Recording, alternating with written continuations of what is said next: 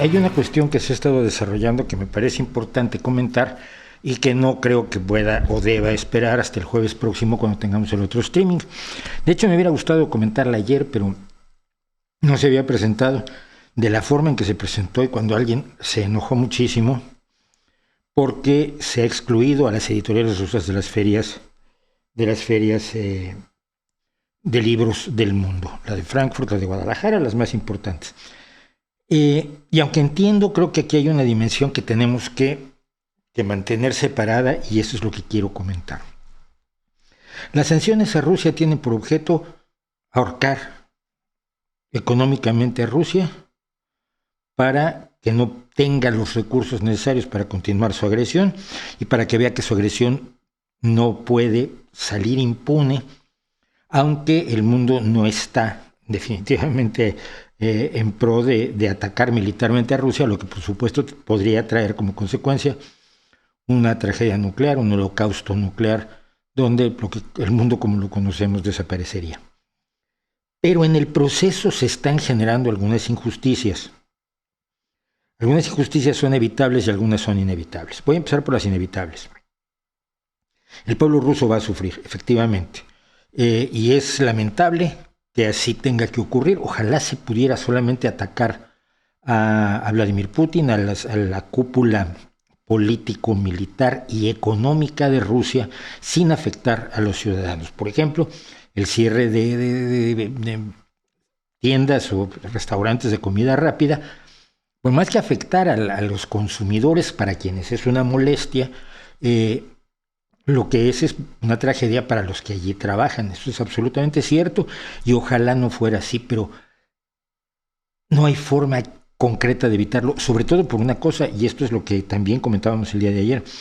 Las empresas están actuando por su cuenta, no están obedeciendo a los Estados Unidos, al gobierno de los Estados Unidos, como lo podría ser una organización que dependiera directamente del gobierno. Han actuado por su cuenta las distintas empresas, no solo de Estados Unidos, sino de todo el mundo, en la decisión de sancionar a Rusia, de sacar sus negocios de Rusia, de cerrar los negocios que tienen en Rusia, etc. Es muy difícil creer que todas las empresas respondan ciegamente a las órdenes del gobierno de Estados Unidos. Esta es una visión tremendamente infantil. Como decíamos hace unas semanas, creo que hace 2 semanas, lo están haciendo porque les conviene. En muchos países están imponiendo sanciones que nunca habían impuesto a nadie que cometiera una agresión similar porque les conviene como nunca les había convenido antes. Y esto es bueno porque están haciendo lo correcto, aunque sea por las razones incorrectas. Ya luego veremos cómo encauzar las cosas en el futuro, pero de momento eso es lo que tenemos. Ojalá y no se perjudicara al pueblo ruso, pero el perjuicio al pueblo ruso es minúsculo comparado con lo que está sufriendo el pueblo ucraniano. Esto es clarísimo. Y entonces, pues desafortunadamente es el camino que tienen que seguir las sanciones, porque si no, a quien se le da la impunidad es a la agresión de Vladimir Putin.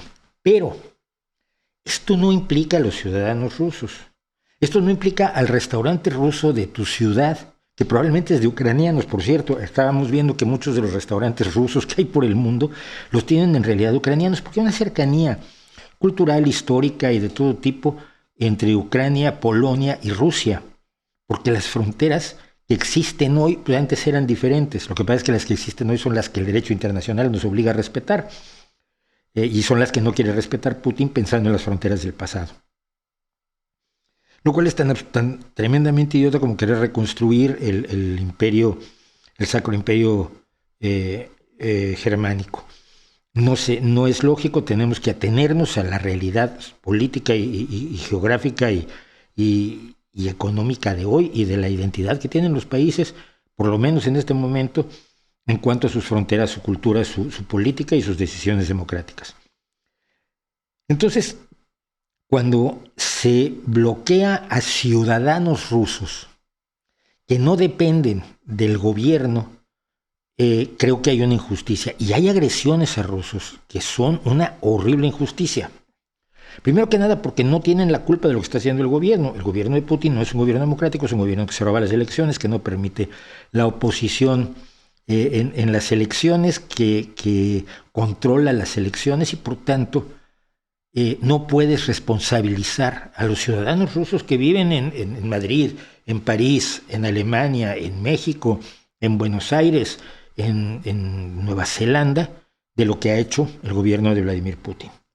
No los puedes acusar ni atacar por ello, ni dejarles de comprar sus bienes, ni dejar de ir a sus tiendas, ni mirar feo a sus hijos en la escuela. O sea, esto es tan profundamente estúpido como lo era cuando la época de los más terribles atentados islamistas en Europa, sobre todo, cuando la gente insultaba a todos los musulmanes por la calle, olvidando que los principales víctimas de los islamistas musulmanes son precisamente musulmanes, que han matado a muchos más musulmanes que a ciudadanos europeos que no sean musulmanes y que sean ateos, cristianos, católicos, judíos, etc. Entonces, ahí hay que tener muchísimo cuidado en no irresponsabilizar a los ciudadanos rusos. Porque hay una cosa fundamental. Los rusos en su gran mayoría son víctimas de Vladimir Putin, hoy y desde hace 20 años. Son víctimas de su visión imperial, son víctimas de su connivencia con los oligarcas rusos, son víctimas de su corrupción, son víctimas de su antidemocracia, son víctimas de su visión zarista y nuevamente imperial, pero vamos al estilo de Iván el Terrible, que es lo que lo mueve fundamentalmente. Sus odios religiosos, contra todos aquellos que no pertenezcan, por supuesto, a la Iglesia Ortodoxa rusa, porque tiene una connivencia estrecha con el patriarca Kirill, al grado tal de que hoy mismo Kirill ha dicho que la guerra está bien porque es contra el lobby gay. Y mira, de los pretextos ridículos que se han dado para el brutal ataque de Rusia contra Ucrania, el del lobby gay me parece ya como el colmo. Pero en Rusia, Kirill ha apoyado enormemente la persecución contra altersexuales de todo tipo, homosexuales, lesbianas, gays, bisexuales, trans, mujeres trans, hombres trans. Todo esto ha sido objeto de la persecución rusa del gobierno de Putin con la anuencia de la Iglesia Ortodoxa rusa por la vía del patriarca Kirill. Los rusos son las primeras víctimas de Putin. No los podemos criminalizar y no los debemos criminalizar. Entonces vamos a dónde se pueden poner las líneas. Primero que nada, la mayoría de las editoriales rusas están en connivencia con el gobierno ruso, la gran mayoría. Por lo tanto, bloquear a las editoriales rusas me parece perfecto, pero no a los autores rusos, que muy probablemente no pueden publicar lo que quieren porque esas editoriales los obligan a publicar lo que el Kremlin les permite. Atletas rusos que trabajan, que funcionan independientemente, no en federaciones del gobierno ruso, no tienen por qué ser víctimas de las sanciones. Las sanciones serán en todo caso contra las federaciones del gobierno ruso, a las que se les obliga además a serle leales a Vladimir Putin.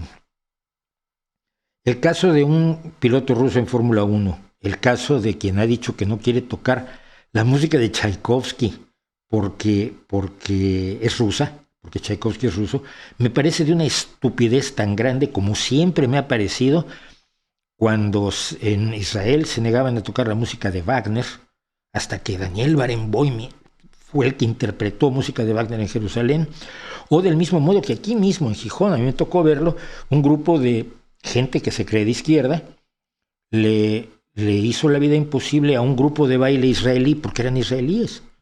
Y entonces a estos chicos que bailaban, de pronto se les acusaba y se les hacía copartícipes sin preguntarles su opinión sobre el asunto palestino, se les hacía copartícipes de las políticas más deleznables de los ultrarreligiosos y de los ultraconservadores israelíes, y se trató de boicotear el hecho de que bailaran. Yo me acuerdo a gente de la izquierda enfrentándose a la policía para impedir que unos jovencitos bailaran. Me parecía tan tremendamente estúpido como me parece estúpido que hoy se diga que no se puede oír música rusa, que no se puede tocar la balalaika, que no se puede escuchar a Tchaikovsky o que no puede participar en competiciones un ruso independiente o participar en ferias del libro un autor ruso independiente que no es copartícipe ni corresponsable de las atrocidades de su gobierno. Creo que esto es importante decirlo, creo que esto es importante subrayarlo, y creo que es importante dimensionar quién es el enemigo. Y en este caso el enemigo es Putin. Es el enemigo, sí, para mucha izquierda, como es el enemigo de Estados Unidos, hay que perdonarle absolutamente todo. Yo no estoy de acuerdo. Yo creo que Hitler era enemigo de Estados Unidos y aliarse a Hitler no hubiera sido una buena idea.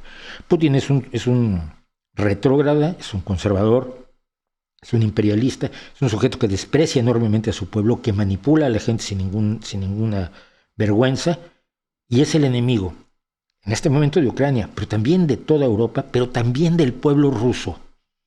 Y entonces, si vamos contra el enemigo, a quienes no podemos victimizar es a las propias víctimas. Esto es fundamental y espero que lo entiendan quienes están enojadísimos porque se están cerrando canales oficiales, empresas oficiales o empresas parte de esta enorme red cleptocrática que maneja toda la economía rusa. Bloquearlos económicamente tiene un valor y tiene una importancia. Y tiene una importancia porque, si bien, repito, si bien el pueblo ruso va a sufrir por estas sanciones y es lamentable, lo que está sufriendo el pueblo ucraniano tiene que tratarse de detener, de paliar, de controlar, de evitar, de suspender lo más pronto posible. Y las armas que tienen los países que están solidarizándose con Ucrania, pues son muy escasas, son solamente las sanciones económicas. Dicho eso, creo que quedan claras las líneas que están tendidas. Quienes hayan decidido jugar del lado de Rusia, jugar del lado de Putin, jugar del lado del hombre que permite que se golpee a las mujeres, que ha expedido leyes que hacen que no sea un delito golpear a las mujeres, a quien ha perseguido a los homosexuales, a quien ha perseguido a distintas etnias, a quien ha hecho 5 guerras en los últimos años, 5 guerras de agresión, y esta, la de Ucrania, es la 6ª. Quien quiera alinearse de ese lado está del lado incorrecto de la historia, y esto es clarísimo.